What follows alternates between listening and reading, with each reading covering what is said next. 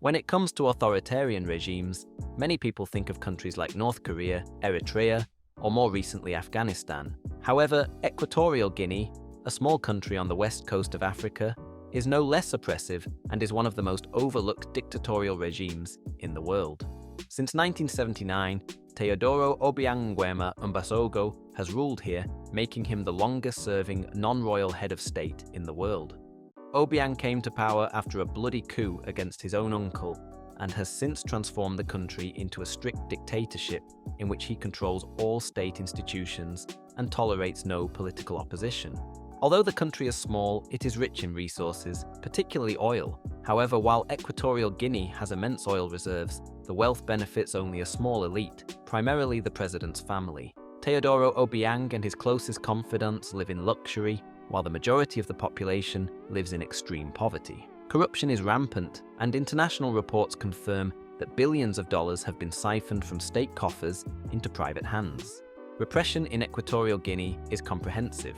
Critics of the regime are persecuted, imprisoned, and often tortured under harsh conditions. Freedom of the press practically does not exist, and the regime tightly controls the media. The personality cult around Obiang is enormous.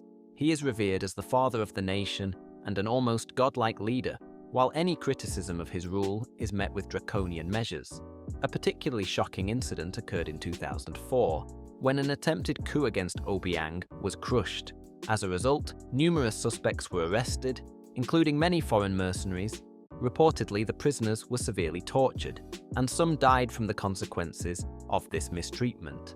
The survivors were sentenced to long prison terms in show trials. Despite its extreme corruption and human rights abuses, Equatorial Guinea largely remains isolated from international criticism. Thanks to its oil reserves, the regime has close ties with some international partners who are interested in the country's resources and are therefore willing to overlook the abuses.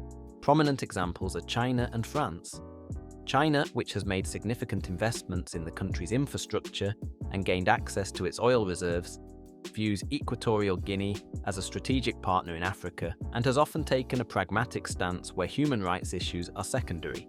France also maintains close economic ties with Equatorial Guinea, despite critical voices within its own country. The French oil company Total is one of the largest investors in the country, prompting France to maintain diplomatic relations, even if it means turning a blind eye to the autocratic rule.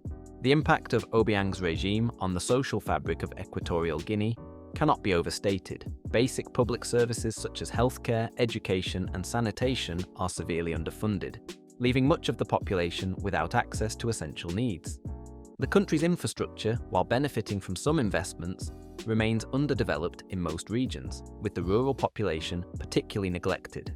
Internationally, there has been sporadic condemnation of the regime's human rights abuses, particularly from non-governmental organizations like Amnesty International and Human Rights Watch. These organizations have documented and publicized the severe conditions within the country, but their reports have done little to alter the status quo.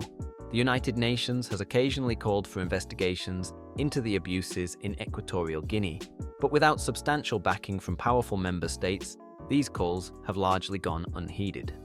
The future of Equatorial Guinea remains uncertain. Obiang, now in his 80s, has shown no signs of relinquishing power, and there are concerns that his son, Teodoro Nguema Obiang Nguema, who has been groomed for succession, will continue his father's legacy of autocracy and corruption.